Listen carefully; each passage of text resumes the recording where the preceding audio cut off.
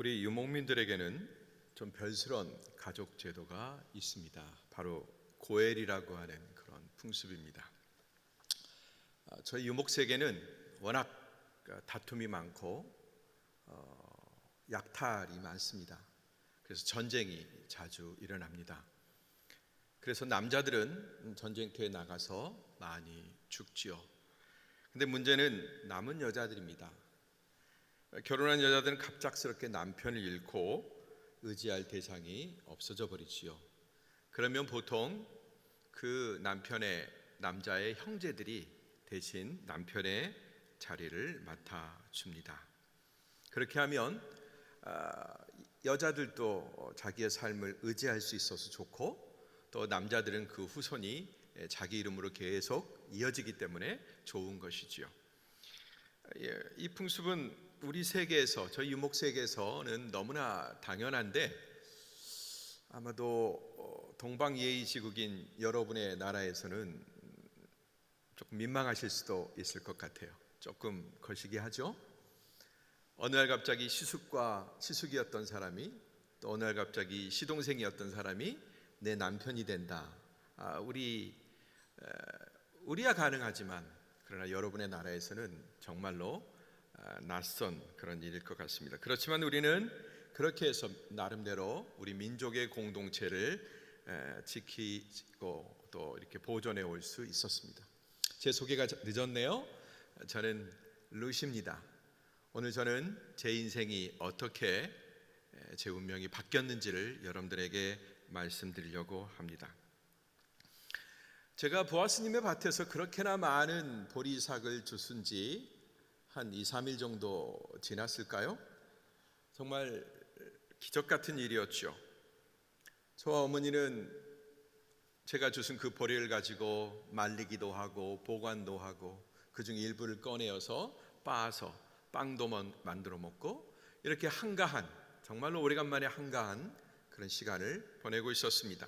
그런데 가끔씩 어머니는 저 모르게 뭔가 골똘히 생각하시는 거예요. 밥을 먹고 저는 주섬주섬 식사한 걸 치우고 이렇게 정리하는데, 어머니는 물끄러미 마당에서 뭔가를 쳐다보시면서 골똘하게 생각하고 계셨어요. 그러시더니 대뜸 저녁 무렵에 저를 부르시더니 이런 말씀을 하시는 거예요. 아가, 이제 내가 너의 안식처를 찾아봐야 되겠다. 아니 어머니, 갑자기 무슨 말씀이세요? 저는 지금 어머니랑 같이 살고 있는데 무슨 안식처가 필요합니까? 자, 이제부터 내가 하는 말을 잘 들어라. 내가 지금부터 너에게 하는 말은 여호와 하나님께서 모세 율법에 주신 우리 민족의 법도란다. 우리가 알다시피 내 남편은 일찍 죽었고 자식도 남기지 않았다. 네가 알다시피 우리 집에는 더 이상 남자가 없잖니? 그러니까 이제 우리에게서 가장 가까운 친척이 우리의 유업을 이어줘야 된단다. 네 남편의 유업을 이어줘야 돼. 이렇게 말씀하시면서 보아스님의 얘기를 꺼내는 거예요. 마침 네가 밭에서 보았던 그 보아스가 우리랑 아주 가까운 친족이란다. 그러시면서 어머니는 마치 무슨 비밀 작전이라도 꾸미려고 하는 것처럼 저를 가까이 부르시면서 소근소근 속삭이셨어요. 아가, 오늘 저녁에 보아스가 타작마당에 나올 거야. 그리고 모은 그 곡식들을 타작할 거란다. 그러니까 너는 몸을 깨끗하게 씻고 기름으로 몸도 바르고 제일 좋은 옷도 입고 타작마당으로 몰래 가거라. 그리고 그 타작 추수가 다 끝날 때까지 가만히 숨어 있다가 보아스가 자려고 누우려고 하는 그곳으로 가거라. 그 다음에 살짝 다가가서 그 보아스가 덮고 있는 발치 이불 속에 네가 누워 있으면 된다. 아니 뭐라고요 어머니? 제가 무슨 외간 남자 발밑에 제가 누워 있어야 됩니까? 잔소리하지 말고 엄마가 시키는 대로 해.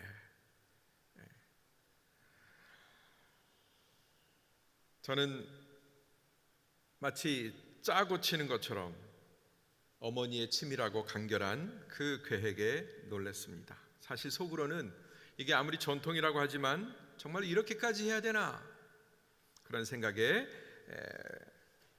사로잡히기도 했죠.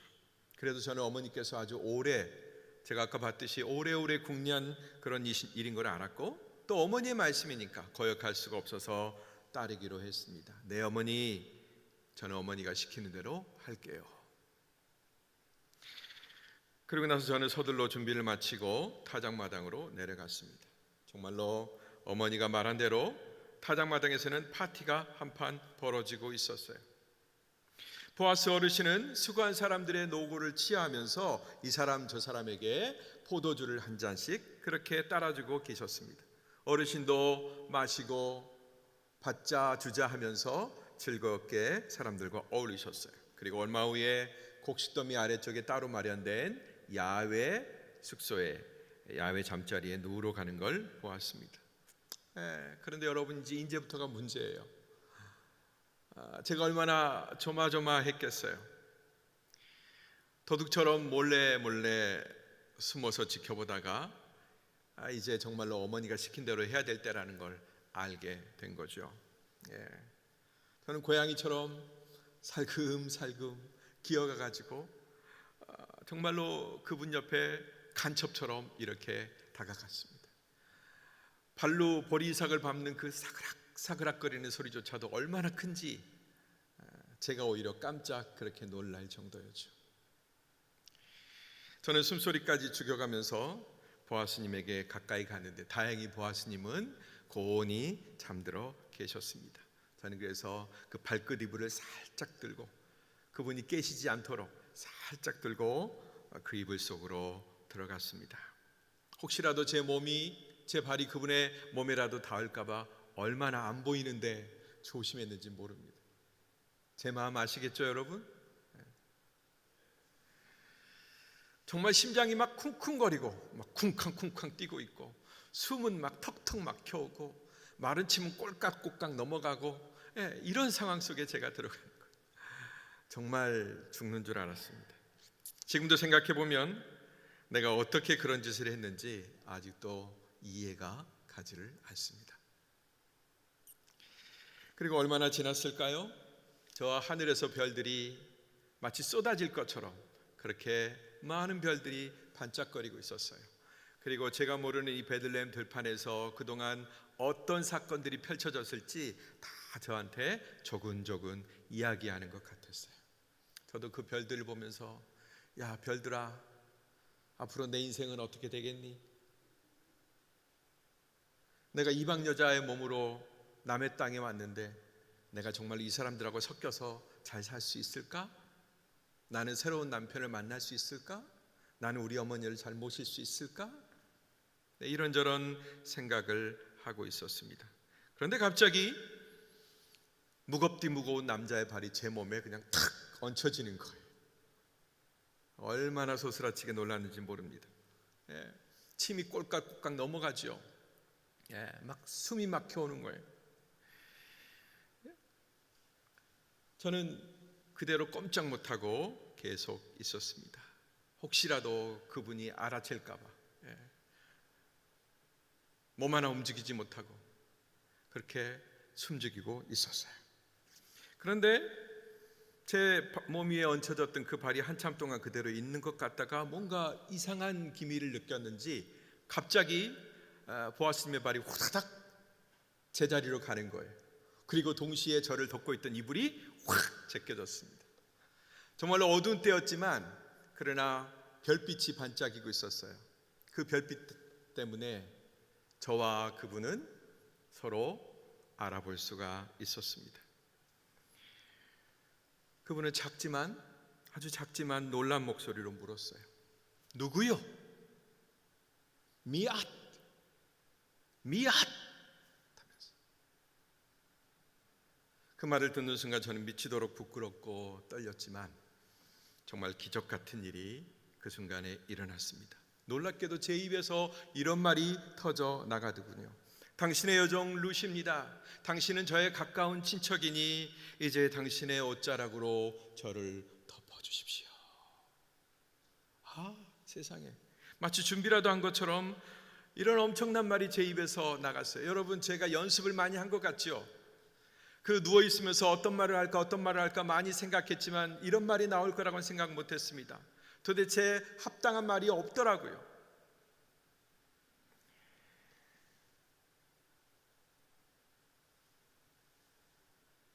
그런데 그런 말이 제 입에서 하필 그 순간에 터져 나간 것입니다. 그분의 옷자락으로 저를 덮어달라는 말은 정말이지 하나님이 제 입속에다가 넣어주신 그런 말 같았어요. 저는 그렇게 말하고서 떨리는 마음으로 어떤 대답이 나올까 잠자코 기다렸습니다. 그런데 어쩜 보아스님은 그렇게도 착한 분일까요? 혹시라도 저는 그분이 저를 아주 부정한 여자로 볼까봐, 아주 끼 있는 여자로 볼까봐 굉장히 두려웠습니다. 조마조마하고 있는데 그건 제 혼자만의 걱정이었어요. 그분은 제 걱정을 말끔히 씻어버렸습니다. 딸이여, 여호와께서 그대를 축복하시기 바라고. 대뜸 이런 인사부터 하시는 거예요. 그대가 빈부를 따지지도 않고 그 다음에 젊은 사람들도 찾지 않은 거 보니까 정말로 올곧은 마음을 가진 여자 같구려. 그러니 이제 두려워하지 마시오. 당신 요구한 대로 내가 다 들어주리다. 당신이 정숙한 여자라는 것은 나뿐만 아니라 온 성 사람들이 이미 다 알고 있다 하시면서 제 마음을, 제가 어떻게 느낄 줄을 벌써 아시고 제 마음을 안심시켜 주셨어요. 여러분, 진심은 다 통한다고 했던가요? 제가 어머니의 뜻을 따라 순종했던 그 마음을 보아스님은 벌써 알고 계셨으니 말이에요.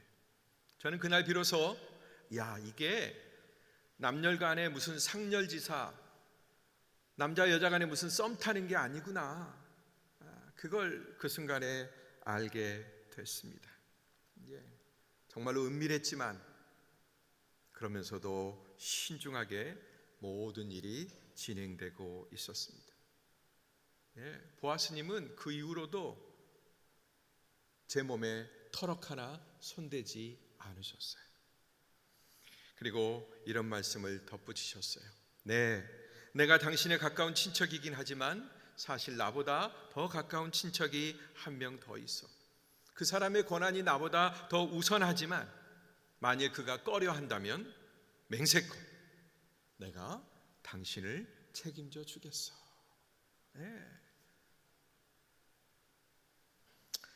정말 어머니의 예상처럼 그분은 은밀한 순간에도, 아무도 보지 않는 순간에도 정말 진중하게 행하고 계셨습니다. 마치 지금 하나님이 우리를 보고 계신다라는 그런 느낌 속에 있었어요.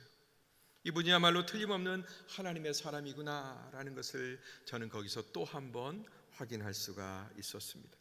그리고 그분은 제가 아침까지 그 자리에 누워있도록 배려해 주셨어요. 그리고 날이 밝을 기미가 살짝 느껴질 무렵에 아직 사람들이 못 와보려는 그때 저를 깨웠습니다. 여자가 타작마당에 왔다 갔다라는, 사실 우리 동네에서는 그렇게 그냥 부정탄다고 하거든요. 그 사실을 숨기기 위해서 저를 배려하시는 그런 마음씨였습니다. 근데 갑자기 보아스님이 제 겉옷을 펴서 붙잡고 있으라고 하시는 거예요. 그리고 거기에다가 보리를, 어젯밤에 추수한 보리를 6번이나 퍼담아서 제 어깨에 짊어주셨습니다. 어머니께 갈 때 빈손으로 가지 마시오, 이렇게 말씀하시면서요. 여러분, 세상 어디에서 이렇게 섬세하고 자상하신 분을 만날 수 있을까요? 집에 돌아오자 밤새 잠 못 이루신 어머니가 저를 기다리고 계셨어요. 너무나 궁금해하고 계셨죠. 얘야, 어떻게 됐니? 어떻게 됐어? 빨리 얘기 좀 해봐. 제가 집에 오자마자 어머니는 그렇게 얘기하시는 거예요. 그래서 저는 어머니께, 그렇게 안달해 하신 어머니께 지난밤에 있었던 일을 소상하게 말씀드렸어요. 그리고 보아스님이 담아주신 그 곡식도 어머니에게 펼쳐 보여드렸습니다. 그분이 어머니께 빈손 들고 가지 말라고 하셨어요. 그러자 어머니께서는 비로소 한숨을 푹 쉬더니 비로소 안심하시고 이렇게 말씀하셨어요. 얘야, 이제 이 일이 어떻게 되는지 우리 조용히 앉아서 기다리자. 내가 알기로 이 사람은 네가 시작한 이 일을 마치려고 절대 쉬지 않고요 일할 거야. 정말 우리 어머님은 보아스님의 그 속마음까지 속속들이 아는 것 같았죠. 그때부터 저희들은 어머니와 저는 바깥 출입도 삼가면서 조용히 정말 어머니 말씀대로 여호와께서 이 일을 어떻게 이루고 가시는지를 기다렸습니다. 그렇게 잠자코 기다리는데 문득 제 마음속에 이런 생각이 스쳐 지나가는 거예요. 야, 정말 믿음이라는 게 이런 거 아닐까? 정말 믿음이라는 게 이렇게 잠자코 여호와께서 하실 일을 기다리는 그거 아닐까? 이런 생각이 지나가는 거예요. 그때부터 저는 어렴풋이 이스라엘 사람으로 산다라는 것이 도대체 뭘 의미하는지를 알 것 같은 생각이 들었습니다. 이스라엘 백성이 된다라는 것은 어떻게 해서든지 결국 하나님과 연결되어 사는 그런 의미라는 것을 제가 깨달아가기 시작했죠.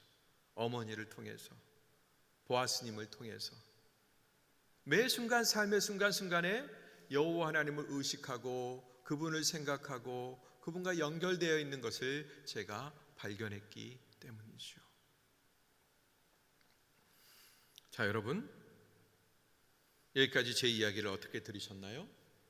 제가 생각해도 그날 밤은 정말로 굉장한 밤이었습니다. 저도 어디서 그런 담력이 나왔는지 참 대단하다라는 생각이 듭니다. 그런데요, 여러분이 계신 이곳에서는 저의 이런 모습보다는 제가 밤에 그렇게 콩닥콩닥하면서 두려워하면서 점점 믿음을 배워가고 모험을 감행했던 그런 모습보다는 그저 효성이 지극한 며느리로 더 많이 알려진 것 같았어요. 여러분 그렇게 알고 계시죠? 저 룻하면 그저 효성이 지극한 며느리 그렇게 알고 계시죠? 그래서 5월 어버이 주일만 되면 여기저기 설교 강단에서 제 이야기가 단골 메뉴가 된다는 말을 제가 들었습니다. 뭐 저를 언급해 주시니까 고맙기는 한데 그러나 사실 제가 그저 마음씨 착한 효부로만 알려진 거에 대해서는 조금 유감이 있습니다. 물론 이해합니다. 여러분의 문화 가운데서는 이 효라는 가치가 얼마나 중요한지 저는 알고 있습니다. 여러분의 나라에서는 연료문도 있고 효자문도 있다고 제가 들었습니다. 네, 얼마나 그것을 여러분들이 중요하게 생각하는지 알아요. 맞습니다. 저도 물론 어머니를 사랑합니다. 어머니께 저의 최선을 다하고 싶습니다. 매일매일 저의 고민은 어떻게 하면 어머니를 행복하게 해드릴까, 그런 고민입니다. 그러나 그렇다고 해서 무턱대고 어머니께 제 인생을 송두리째 다 드리기 위해서, 오직 어머니만을 위해서 제가 이스라엘로 찾아온 것은 아닙니다.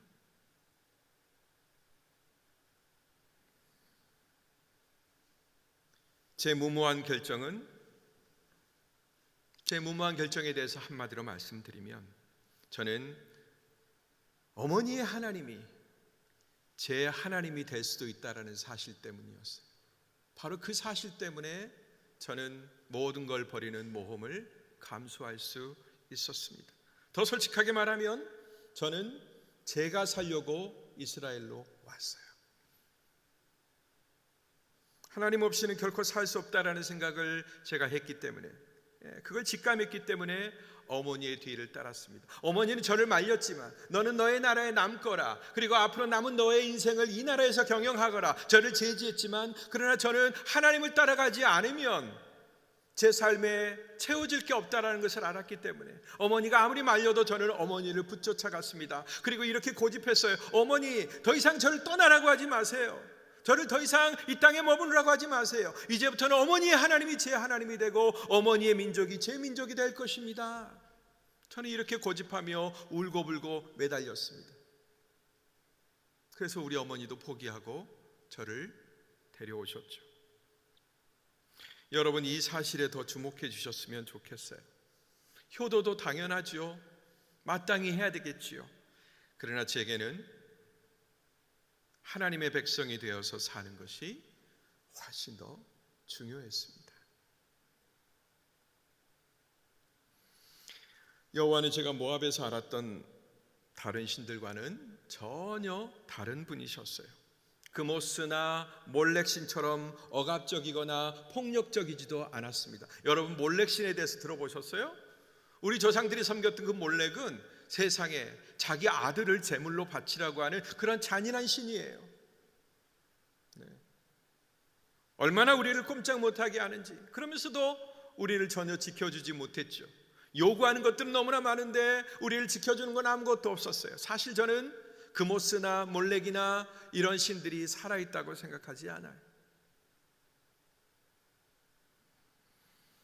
그런데 제가 듣기로 여호와는 무엇보다 사랑이 그득한 분이셨어요. 가끔 우리 어머니가 조상들의 이야기를 해주실 때 저는 어떻게 자기 백성을 이렇게 사랑하는 신이 있을까? 이렇게까지 사랑할까? 그렇게 탐복하면서 들었습니다. 그리고 그런 기회가, 그 어머니의 하나님을 소유할 수 있는 기회가 저에게도 주어졌다는 사실을 발견하기 시작했습니다. 그리고 점차 알아가기 시작하자 이제는 그것을 놓칠 수가 없었어요. 그분을 붙들어야 되겠다는 의욕에 저는 사로잡혔습니다. 이집트를 탈출했던 그 마지막 날 밤의 이야기, 메마른 광야를 지날 때 그들에게 샘물을 주시고 만나를 주시고 바위덩어리를 깨뜨려서 그에게 마실 물을 주셨던 그 이야기, 그리고 우리 근처 요단강을 건널 때 강물이 위에서부터 멈췄던 그런 이야기, 그리고 저희 근방에서 가장 큰 성읍이었던 여리고 성을 아무런 도구도 없이 무너뜨려 주신 이야기, 그리고 저 요단 건너 저 가나안 땅을 차지할 때까지 하나님이 연전연승하게 해주셨던 그런 이야기들, 이 모든 이야기를 들으면서 저는 여호와 하나님이 정말로 살아계신 하나님이시구나, 그렇게 고백할 수밖에 없었습니다. 그 후로 무슨 이유에선지 제 시댁의 가족들은 제가 살고 있던 모압 땅으로 이주해 왔고, 그리고 그 이후의 여정은 저도 함께 했습니다.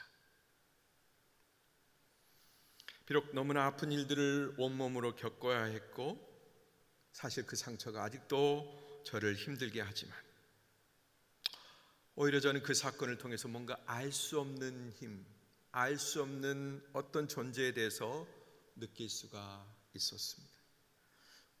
뭔지는 정확하게 모르겠어요. 그렇지만 어떤 강력한 내가 모르는 어떤 힘이 제 몸과 마음을 붙잡고 있다라는 그런 느낌을 떨칠래야 떨칠 수가 없었습니다. 사실 저는 지금도 그 힘을 느끼고 있어요. 그게 아니라면 제가 그런 모험을 어떻게 걸 수 있겠어요? 여자의 몸으로 그런 망신스러운 일을 어떻게 제가 벌일 수 있겠어요? 근데 저는 그 일을 아무렇지도 않게 감행했어요.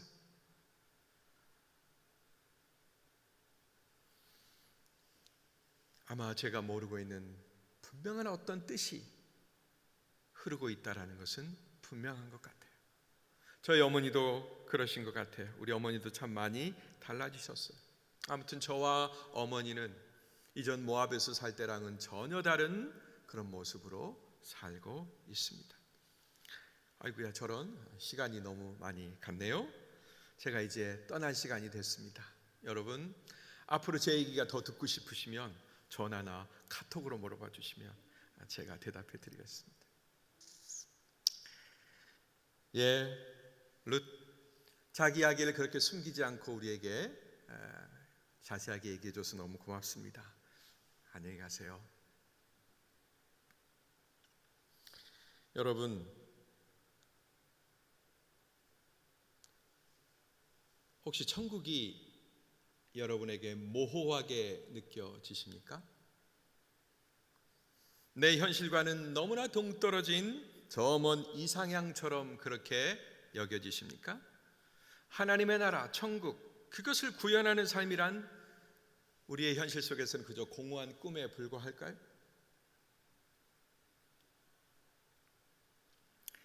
그런데 방금까지 여기 있었던 룻, 우리에게 그렇게 재미난 얘기, 자기 이야기를 들려줬던 그 룻은 그렇게 말하지 않을 겁니다. 그녀는 과연 우리가 어떻게 이 나라를, 그 하나님의 나라를 내 현실 속에서 이룰 수 있는지를 우리에게 보여주었어요. 그렇다고 그녀가 우리처럼 성경 지식이 많은 것도 아닙니다. 그 많은 설교를 들은 것도 아닙니다. 다만 그녀는 사람의 인습에 얽매이지 않았어요. 무사람들의 시선을 의식하기보다는 진정 신뢰할 수 있는 분의 음성을 즐겨 들었습니다. 내키지 않는 거부감에 사로잡혀서 아무것도 못하기보다는 신중한 사람들, 착한 사람들이 베푸는 그런 친절을 받아들였습니다. 그리고 자기 자신이 아직 주님의 음성에 대해서 들었는지 안 들었는지 모호할 때, 잘 모를 때, 그는 먼저 인도함을 받는 사람들의 이야기를 귀담아 들었습니다. 그리고 누군가를 전폭적으로 신뢰해야 될 때, 정말로 모험을 걸어야 될 때 섣부른 자존심도 내세우지 않았습니다.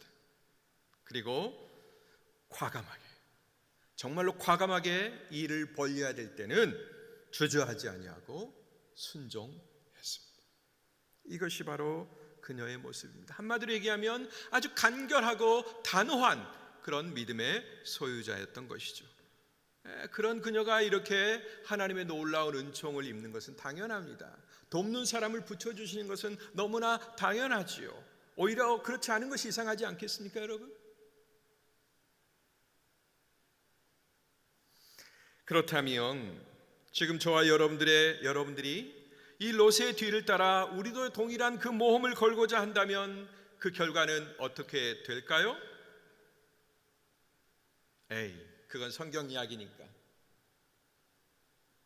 여러분, 우리도 롯처럼 당연하게 그런 능력자 보아스의 도움을 받을 수 있을까요? 네, 당연히 그렇습니다. 우리는 그 능력을 당연히 받을 수 있습니다. 우리의 믿음은 반드시 거기까지 나아가야 됩니다. 내가 그런 모험을 걸었을 때 하나님이 분명히 누군가 돕는 자를 옆에다 붙여주신다, 이런 믿음에까지 우리는 당연히 나아가야 한다라는 것입니다. 물론 그 과정에서 세상으로부터 손가락질을 받을 수도 있고, 그리고 거절과 비난을 당할 가능성도 적지 않습니다. 그러나 분명한 것은 그 누구도 우리를 돕고자 하시는 그 하나님의 강력한 손을 막아설 수 없다라는 것입니다. 할렐루야. 그래서 우리는 모압이 했던 그 도전을 그냥 그 시대의 이야기라고 치부하지 말고 오늘 이 시대에도 마다할 수가 없는 것입니다. 왜냐고요? 왜 우리가 그 도전을 계속해야 되죠? 그것은 바로 우리가 뭔가를 알기 때문입니다. 뭐냐면 바로 그 도전이 싫어서, 부딪혀 보는 것이 싫어서, 하나님이 말씀하신 대로, 지시하신 대로 해보는 것이 믿겨지지 않고 그대로 했다가는 손해가 임할 것 같아서 그저 자기 방식대로, 이 땅의 방식대로 했던 사람들의 이야기, 그들의 결말을 우리가 알고 있기 때문에 그렇습니다. 바로 그 스토리, 그 결말, 그 과정을 기록한 책이 뭐냐? 바로 사사기입니다. 이 사사기의 저자는 너무나 뼈아프게 이스라엘 백성들이 너무나 쉽게 하나님을 배반하고 하나님을 떠나고 이런 모험을 감행하지 않아서 본 손해, 그 이야기를 너무나 뼈저리게 기록하고 있습니다. 이스라엘 백성들은 주님의 손에 다시금 회초리와 몽둥이를 들게 만들었습니다. 순식간에 어둠의 길로 접어들었고 자기 백성을 향한 주님의 그 멋진 설계도에다가 그냥 먹물을 뿌리고 만 것입니다. 하나님은 더 이상 그들이 망가지는 걸 원치 않으셨습니다. 그래서 우리가 알고 있는 그 멋진 이름들, 수많은 사사들을 그때그때마다 보내서 위기에 빠진, 절망 가운데, 타락 가운데 빠진 그 이스라엘을 건져내고자 하셨습니다. 그러나 그 일이 계속 반복되는 거죠. 그래서 하나님은 그것이 모자라라고 여기셨든지 바로 이렇게 이방에서 온 이 룻까지 등장시켜서 믿음이 얼마나 소중한지, 도대체 이 믿음이 얼마나 값진 것인지를 그들에게 다시 부르짖고 계신 것입니다.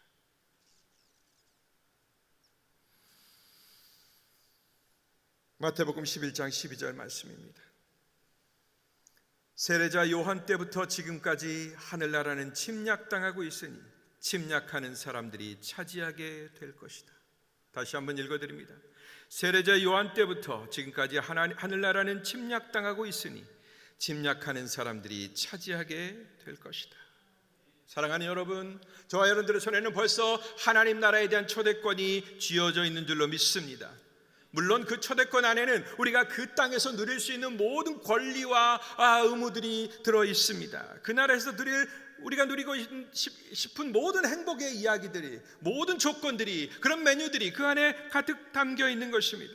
주 예수 그리스도를 구주로 믿는 저와 여러분들에게는 하나님의 나라는 그 능력과 풍요로움, 행복, 그 어느 것 하나도 전혀 제한하지 않습니다. 마치 에덴 동산에 있는 것처럼 우리는 주님을 가까이 누리며 그분이 베푸는 은총으로 가득 우리의 삶을 지금도 채울 수 있다는 것입니다. 그렇다면 여러분, 우리가 어떻게 그 일을 달성할 수 있을까요? 어떻게 해야 저 하늘나라, 세례요한 때부터 그 나라는 침범당하고 있다고 했는데 우리가 어떻게 해야 그 나라를 침범하며 지금 현재 내 것으로 차지할 수 있을까요? 그것은 무척 어려워 보이지만 실제로는 전혀 어렵지 않습니다. 제가 지금부터 그 방법을 일러드리겠습니다. 이제 여러분은 룻처럼 믿음의 모험을 거십시오. 파격적인 순종의 행보를 내디디십시오. 멈춰있지 말고, 두려워하지만 말고, 요단강에 그 발을 내딛는 것처럼 여러분의 발을 내디뎌 보십시오. 주의 길을 역행하는 이 세상에 대해서 여러분은 역행하십시오. 만약 여러분이 어쩔 수 없이 멸망의 낭떠러지를 향해 가는 그 길 위에 누군가와 함께 가고 있다면 이제부터는 핸들을 꺾어서 역주행 한번 해보십시오.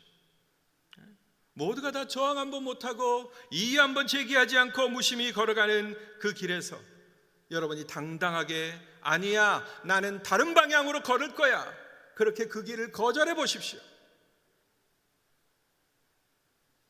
죽은 잉어처럼 시대의 조류에 밀려 둥둥 떼내려가다가 하수구 어느 곳에서 썩는지 모르게 썩어갈 것이 아니라 비록 피라미일지라도 살아서 퍼덕이는 그런 물고기가 되어서 원류를 향해서 그 물의 근원을 향해서 치달아 올라가 보는 겁니다.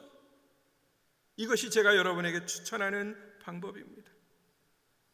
저만 추천한 것이 아니라 바로 오늘 지금까지 등장했던 나오미가 하나님께 돌아섰던 방식입니다.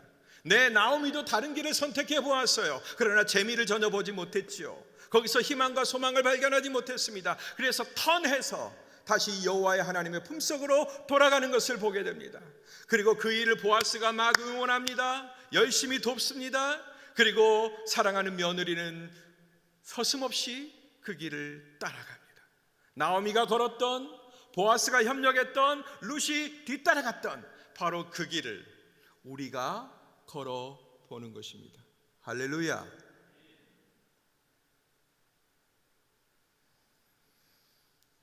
저와 여러분들도 얼마든지 할 수 있습니다. 우리가 이 길로 돌아설 때 우리는 친절한 돌봄을 받을 것입니다.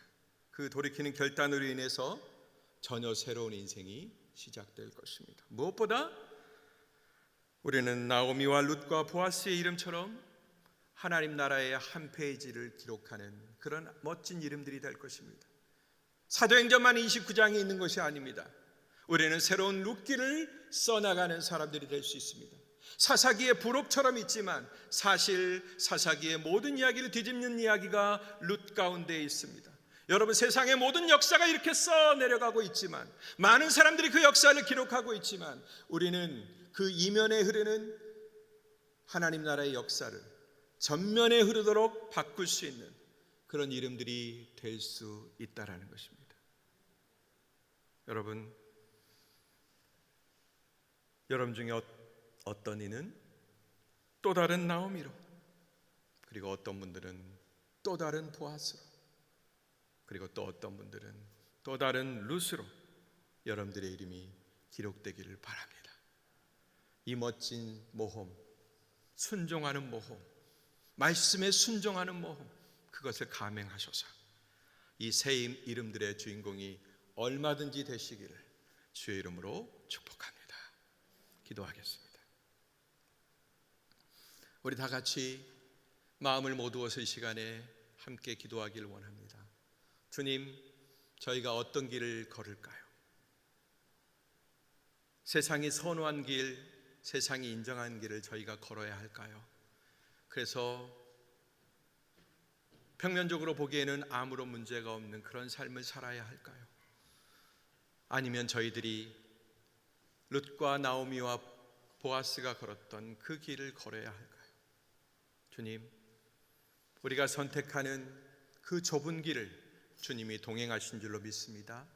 이 좁은 길을 선택하는 저희가 되게 해주시고 마침내 우리를 위하여 활짝 열린 그 좁은 문에 들어가는 저희가 되게 하여 주시옵소서. 우리 합심해서 잠깐 기도하겠습니다.